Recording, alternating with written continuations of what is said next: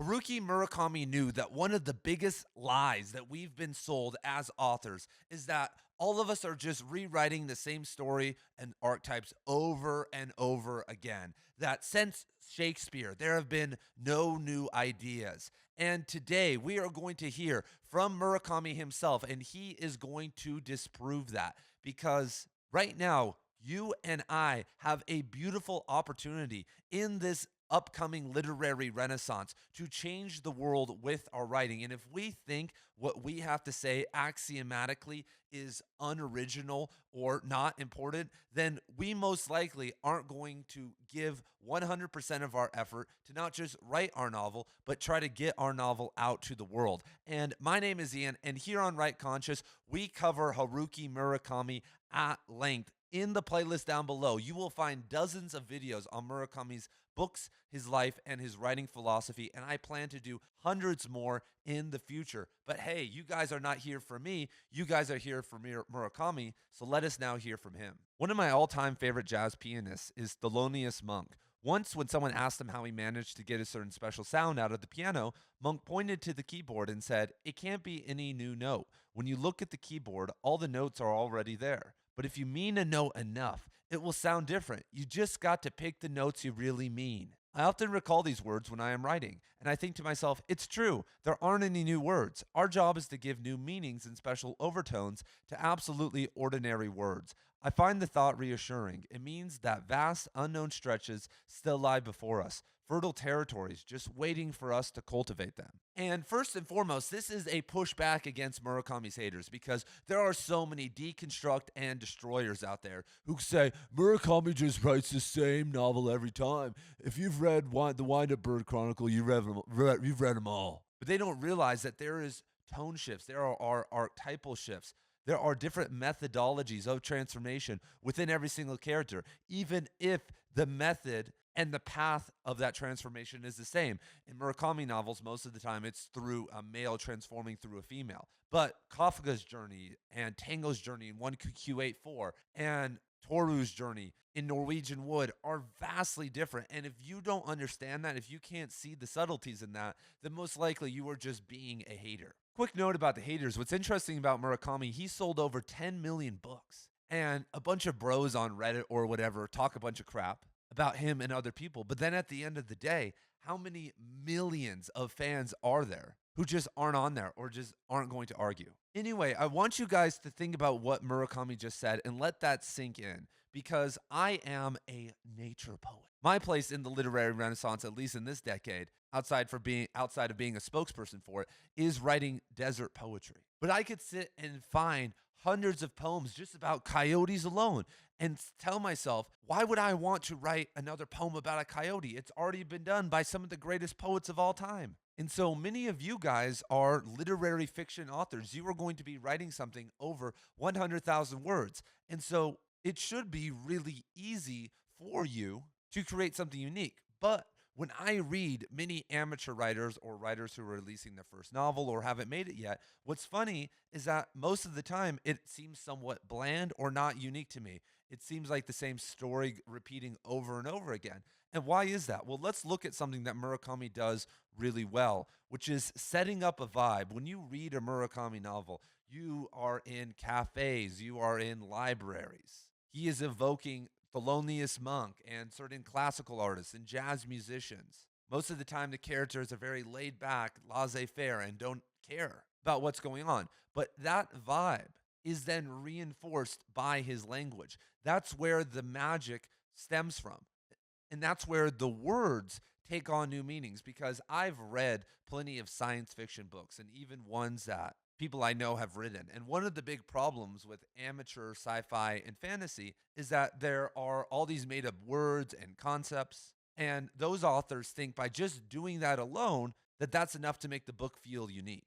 But in actuality, it's the vibe of Dune that makes all the new words like Bene Gesserit, or even a classic word we all know, jihad, take on a new meaning.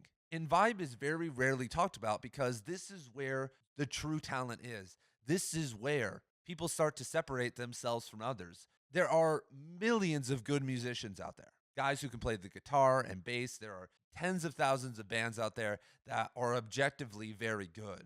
But there are those bands when you see them that have a vibe that have set everything up. So when they play their notes, you care more. So first and foremost, before we move on, I want you to reflect on what vibe you are bringing to your writing. What objective things are you placing in your work? What transitions and anchors are you putting in there to make sure there is an established vibe? And it's much bigger than just checking it off a list. It has to come from within. You have to hear the music. You can't do this after in revision and be like, hey, I think Guns N' Roses should be playing. And what's interesting about this is that Murakami, in his recent novel, The City and Its Uncertain Walls, re-released, or I should say rewrote, one of his earlier novels, A Hard-Boiled Wonderland and The End of the World. And apparently he sat for decades knowing that there was something more to that story. And so he rewrote it. And from what I could tell, he focused mostly on the vibe.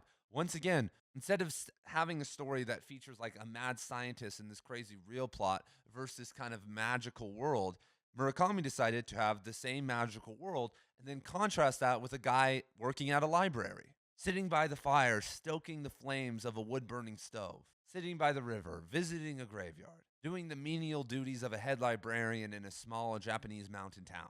And when you think of your favorite literary fiction author, you could write an essay right now on how they establish vibe. And what's interesting about Murakami is that he isn't like many postmodernists or a writer like Cormac McCarthy that uses elevated language to get across a certain vibe. And I'm reading in translation, and so any Japanese speakers out there, let me know. But I imagine that Murakami isn't writing in super elevated Japanese. And when you look at Shakespeare, when you look at Joyce, when you look at many of the most influential authors of all time, and you may be like, what, James Joyce? But at times, James Joyce was very simplistic. I could go on all day too.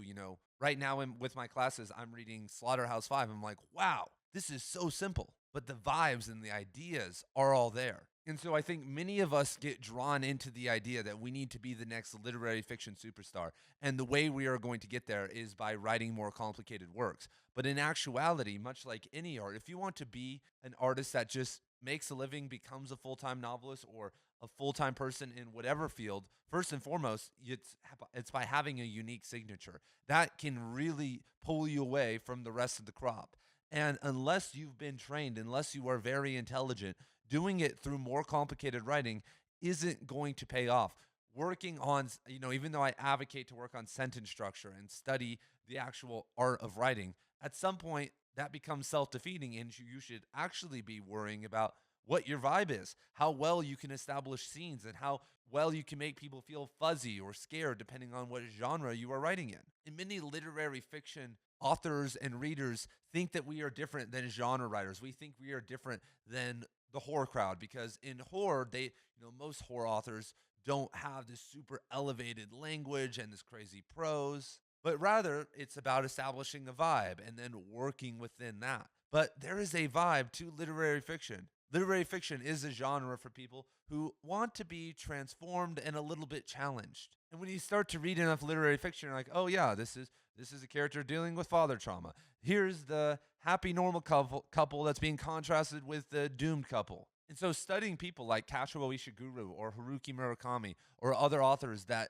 don't necessarily rely as much on prose to get them through, I think will help 9 out of 10 of you guys to write better and have a more tangible goal to shoot toward. Because I'm honestly done. I'm done reading experimental, wacky fiction on Substack from new authors. Like, I just have been burned so many times. But if someone can set a vibe up like Murakami, I'll read it. I'll have a fun time. That's me just being a fantasy addict, someone who loves stories. And then as long as you sprinkle a little bit of transformative elements in there, then boom, you are part of the literary renaissance. And so I want to thank each and every one of you guys for being here. Have a great day, and I will see you in the next video I will be releasing very shortly.